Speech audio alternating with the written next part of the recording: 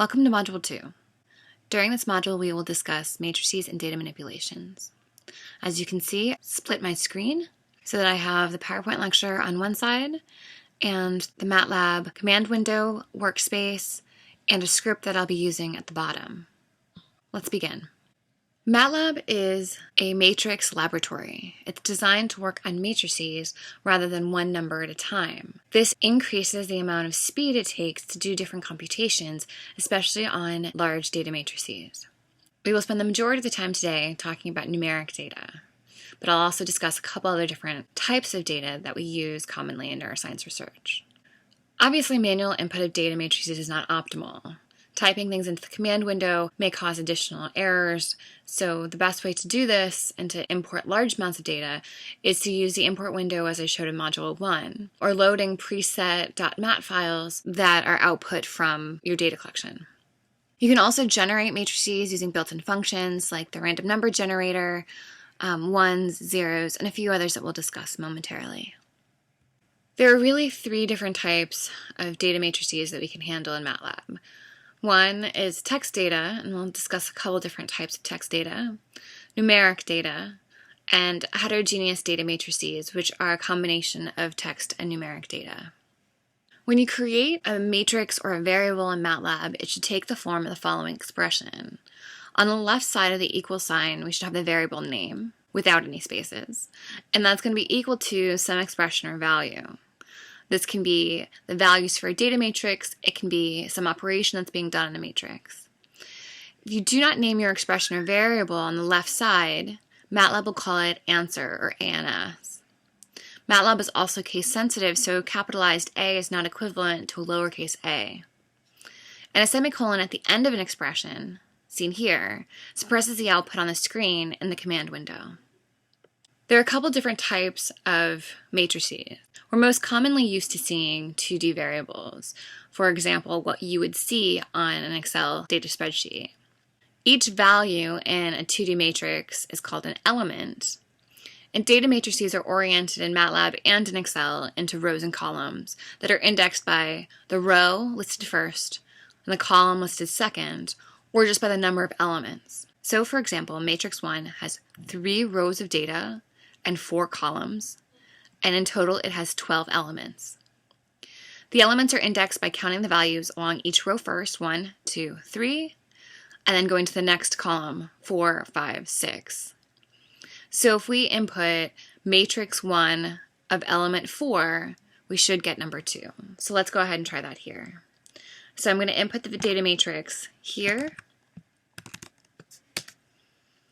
and now I'm going to index data matrix 4, and it should give us number 2. And since I didn't call anything or didn't have an equal sign in the left part of the expression, MATLAB just outputs the result of indexing element 4 in matrix 1 as an answer of 2. You can also have 3D variables in MATLAB or 3D matrices. 3D matrices are organized as row and column, but also as pages. So in this example, we have the first page, which is 4 rows by 4 columns. The second page is also 4 rows by 4 columns. And the third page is 4 rows by 4 columns. 3D matrices, just like 2D matrices, have to have the same set of values in each row or column in order for you to concatenate or add new variables to that data matrix. So for example, if we have matrix 2, and in the first page, we see that we have 3 rows and 4 columns. And in the second page, we have 3 rows and 4 columns. To index the number 16, we're going to look for the first row, the 4th column, and the second page. So let's go ahead and try that here. As I'm generating matrix 2, I'm designating the first set of data in the first page. So what this command says is matrix 2 for all rows and all columns in the first page, that's going to be equal to this data matrix. And I'm going to do the same thing with the second page. So now matrix 2, all rows, all columns for the second page is equivalent to these values. So now if I open matrix 2, in my variable window, we can see that this is the data for the first page, and this is the data for the second page. So now if I'd like to see the size of matrix 2, I see that this is a 3-row by 4-column by 2-page data matrix. And if I want to index number 16, I can call it as the first row, the 4th column, and the second page, and the value is equal to 16. MATLAB can also handle text data. There are a couple different types of text data. The first one is called a string. It's just a string of values with single quotes. So in this first string, we're calling this, "Are you having fun yet?"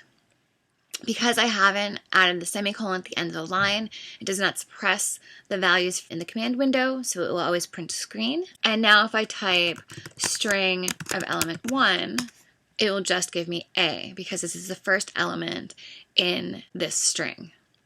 A more common way to have text is to create cell arrays, and cell arrays are organized with each element in the cell array being surrounded by single quotes, and cell arrays can handle text of different length.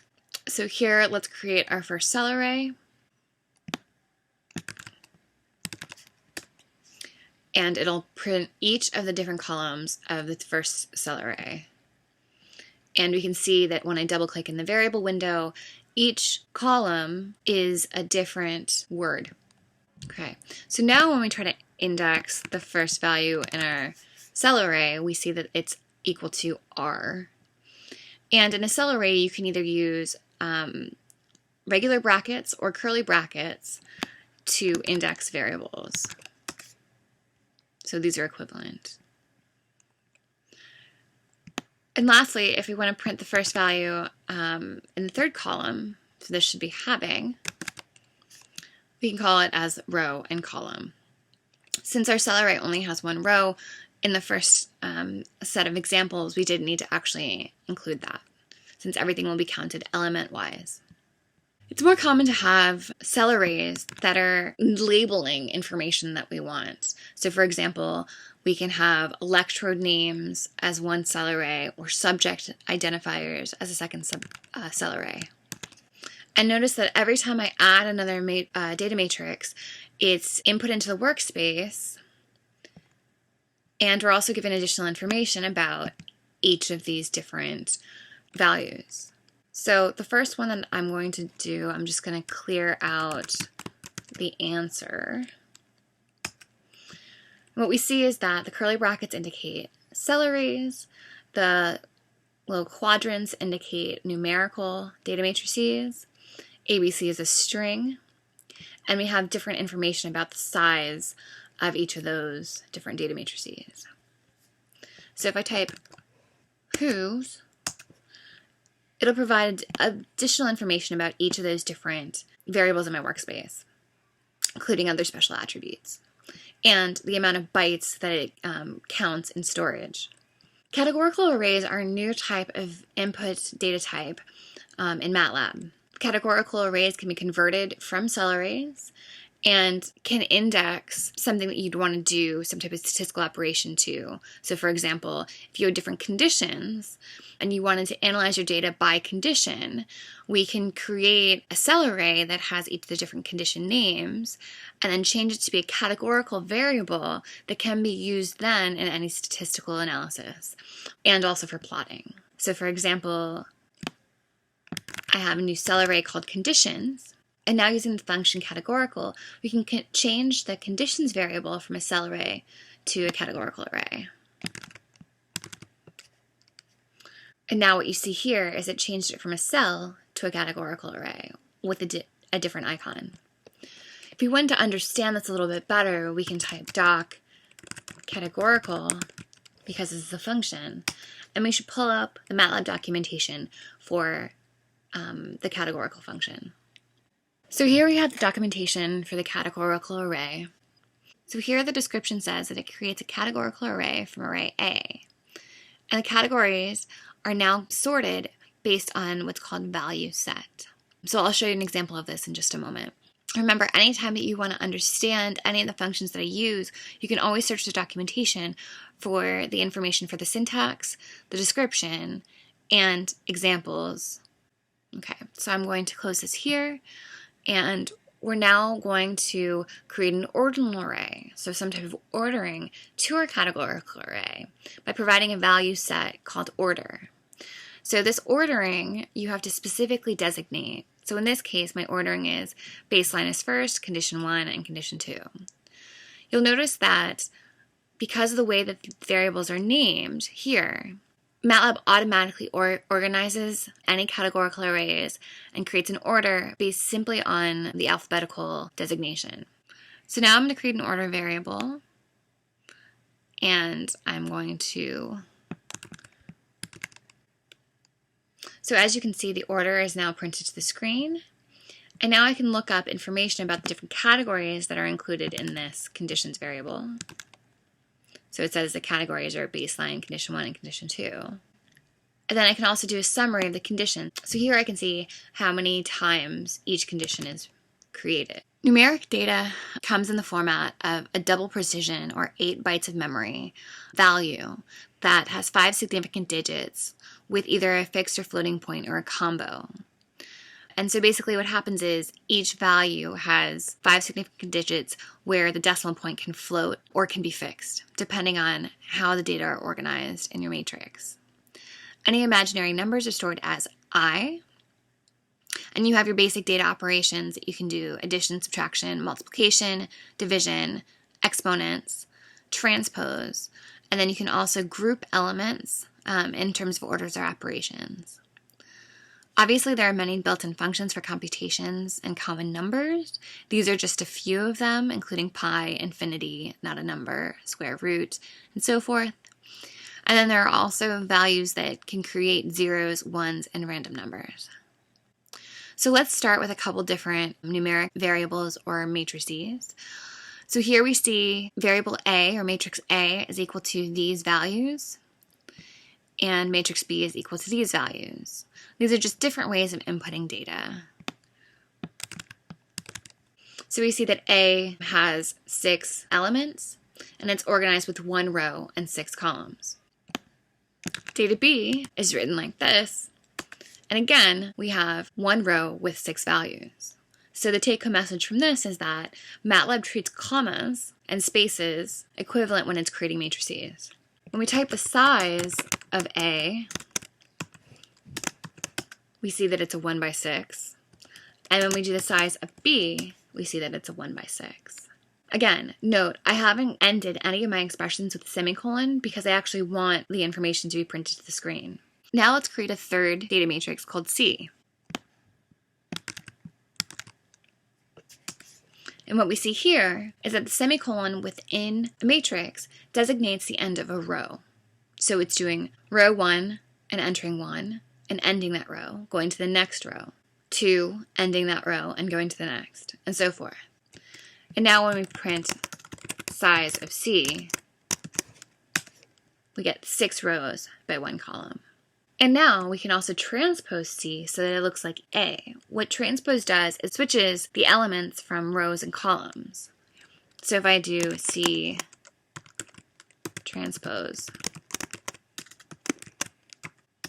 and now I do size of C transpose,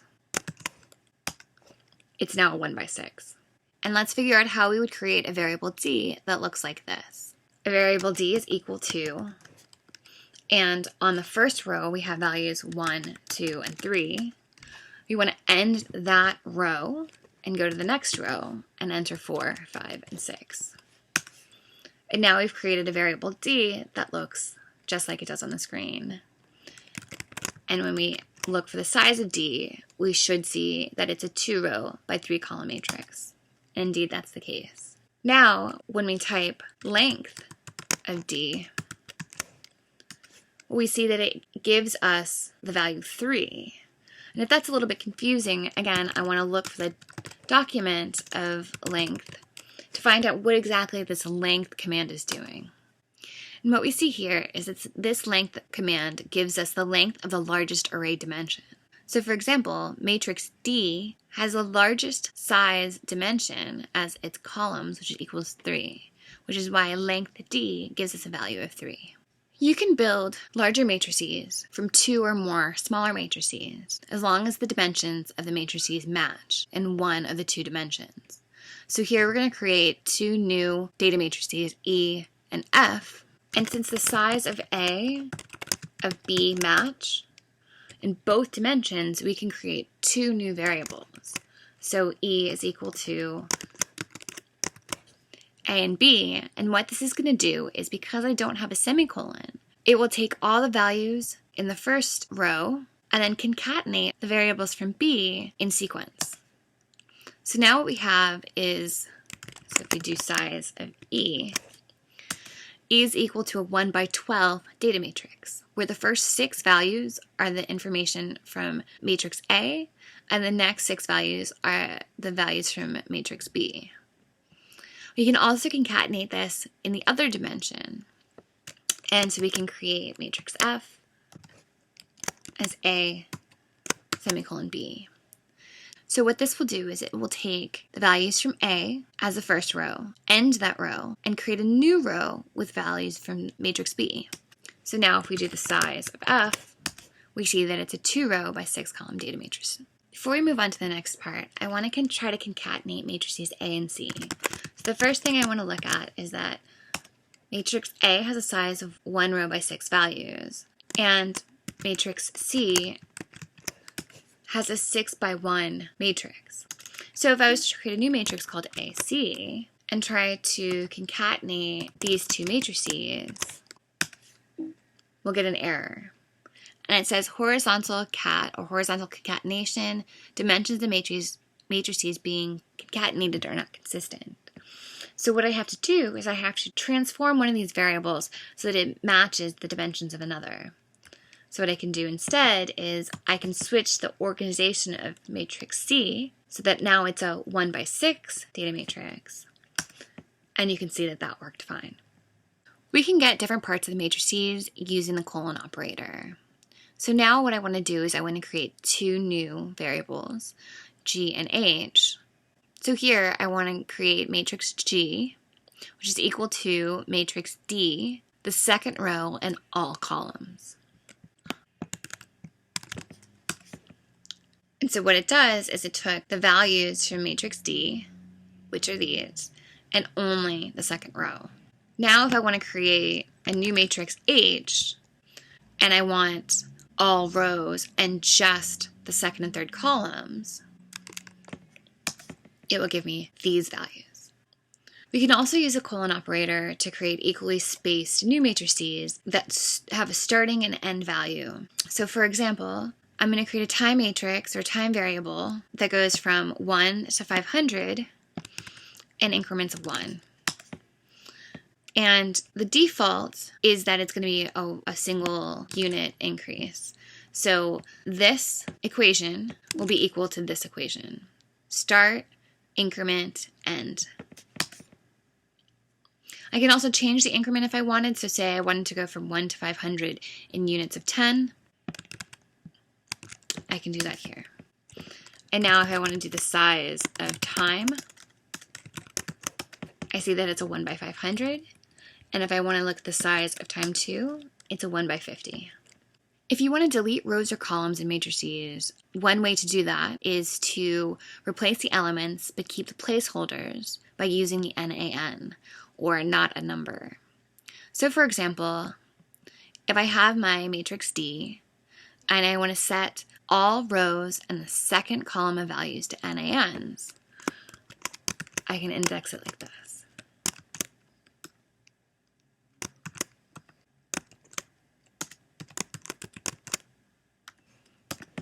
And as you can see, it now updates my matrix D with the second column of values to be NaNs. But say you just wanted to delete those rows completely. We can do that similarly with just an empty bracket. Now what happens to our matrix D?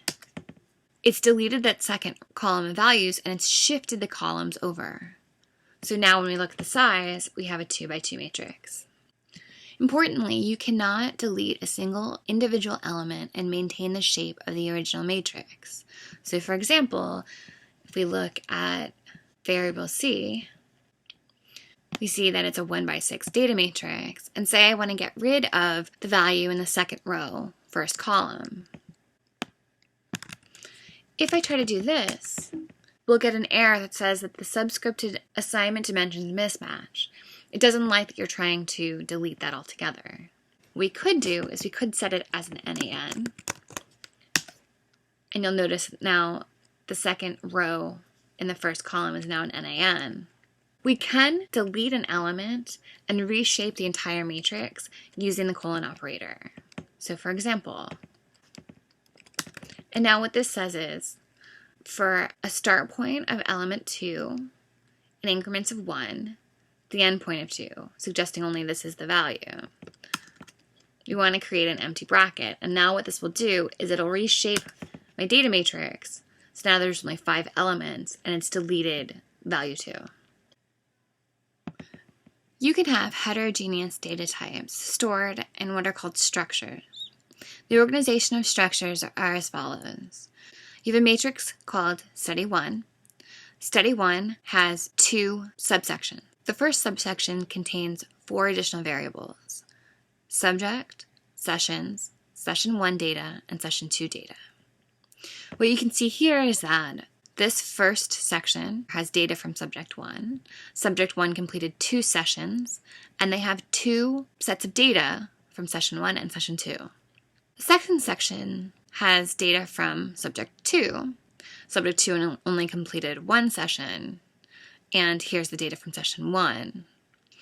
Note that with structures that the organization has to be complete. So for example, although Subject 1 has data from Session 1 and Session 2, Subject 2 will have an empty matrix for Session 2, so your data are complete. So let's go ahead and create this. The way that you create a structure is you have the name of the variable, which is now highlighted in blue, followed by a dot for the first set of variables, and a dot for the second set of variables, and so forth. So I'm just going to go ahead and run all of this code. We see that Study 1 is a structure with 4 fields: subject, sessions, Session 1 data, and Session 2 data. In order to index data from a structure, we first have to pick the sections that we want. So here, I'm suggesting that I am taking Study 1 structure, the first subject's data. Now I'm looking at data from Session 1, and I want the second row and all columns.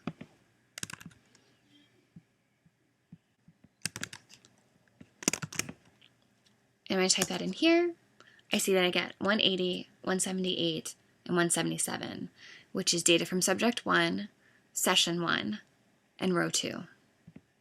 We've worked with tables in the last module, and many of the things in the table can be done automatically.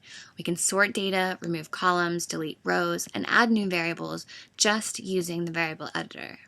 So for example, we're going to import data from practice subject 1 text as a table. Recall how that's done. We go to the home, import data. We select the data that we want to import. So we're going to import the practice for subject 1 as a table. And now what we can see is that it's a 50 row by 13 column table, where the first column is the subject identification. The next one is the trials, and then there's a bunch of different columns that aren't really necessary. So what we can do is we can clean this up a little bit. In this case, let's delete the duration column. So we can do that 2 ways. We can right-click on it and delete the table column variable. You'll see that in the command window, it showed you exactly how to do that. So it said, practice subject 1 for all rows for the variable duration, set it equal to an empty matrix. And we can see that everything is now shifted over. Now if I'd like to delete the uncertainty and uncertainty 1 columns, I can either do that by right-clicking on both of those columns and deleting those table column variables, or I could just as easily also deleted it 1 by 1 this way. So this also would have done the same thing. Now what I like to do is I'd like to sort the data sheet by event type, and we'll do that ascending, so that now I have all of the cues in the front and all the responses afterwards. Say we just want a variable that only has the information for the responses. So I can delete the first set of events that are listed as Q. I delete those rows and say I really only need the following information: subject, trial, time, RT, and res type. And I want to create a new subject matrix called subject1. And so I just want subject, trial, time, RT, and res type. When I right click on that, we can create a new variable from this section. So we're going to create a new table. You'll see that it's automatically called practice sub11. I'm going to change the name of this to subject1. And we could have easily have done this as calling sub1 practice. Say I want to create a scatter plot plotting the correct and incorrect responses by trial, and with the correct and incorrect responses as different colors. Anytime you want to create different categories, you need to change the type of variable from a cell, which is here, to a categorical. So right now it's listed as a cell variable. And I want to right click on this and we can convert this to a categorical array. And you can see that it printed to the bottom that it's going to change the res type to categorical. Now what I'd like to do is to create a scatter plot of reaction time by trials, color-coded by response type for correct or incorrect. So I'm going to highlight trial, RT, and res type, and we can see that there's what's called G-scatter, which is a scatter plot by group. And we'll highlight this. And now what we see is that we have a scatter plot with the correct responses in red and the incorrect responses in blue. And just like before, we can change all the different details by using the plot editor. Let's say we want to make our markers much larger. Let's make that into an O, and we're going to change the color of that to black.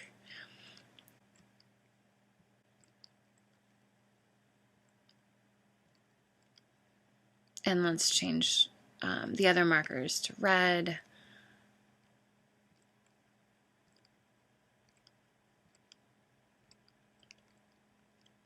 And let's change a couple of the other details so that we can make things a little bit bigger. So let's make the legend 18, and we can make the fonts a bit bigger as well. So now what we have is a nice scatter plot of the trials along the x-axis, the reaction times along the y-axis in milliseconds, and the correct and incorrect trials highlighted. It's important to note that in order for you to create this type of G-scatter plot type, you have to have the statistics toolbox active in your version of MATLAB. So I will show you next time how to do the same kind of scatter plot without the statistics toolbox. And the last thing I want to do now is I want to save our subject1 data table and export it as a text file. So we use the write table command, and we select our variable and a name for that file. And that will write it into your current home directory. And if you want information on the write table command, you can just type doc write table, and it'll pull up the documentation for that. And we see that it wants us to write the table called T to a comma delimited text file, and we would use the variable name and the file name to designate the output. And there are a couple other examples that you might want to look at in terms of how to write tables. The last topic I'd like to cover in this module is the discussion of pre-allocating matrices. As you can see, that every time you create a variable in MATLAB, it computes the size of that data matrix. Pre-allocating matrices allows you to create placeholders for those new variables. This helps to improve MATLAB's speed because every time you create or add values to a new matrix, you're not computing or updating the size of that matrix with each iteration. This is very important when you're working with large data matrices or manipulating large data matrices and doing computations on those matrices. You can use a few different commands to pre-allocate matrices. You can use the zeros, ones, or NaN command to do this, if you have an idea of what the size of the anticipated data matrix that you want to create is. So let's take a look at the documentation for the ones commands, just to get an idea of what this is doing. So here we see that the basic command is ones and n, and that returns an n by n matrix, so a square matrix, so you're only suggesting that it has one value. You can also input the number of rows and columns if you'd like to. So for example, if I want to create a matrix I using NaN, so this is a very similar way.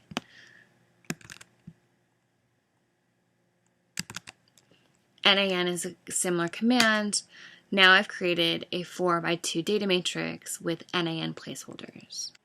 Now say we want to create a matrix J that's the size of the original matrix D and pre-allocate it with zeros. So to do that, remember we had originally deleted the second column of data from D, so let's recreate D. And now I want to create variable J with zeros as placeholders and the same size as variable D. We see that we've done that right here with the zeros command. So here we're going to create a variable K, and what we want to do is we want to create one placeholder, that's the number of rows of matrix D.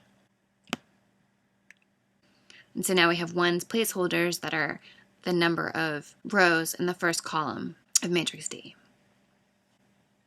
Okay, so please make sure that you complete the practice problems for Module 2. And next time for Module 3, we're going to discuss some coding basics, how to do some of the operations that I showed you here, and create new scripts to manipulate your data matrices and apply different functions to these matrices.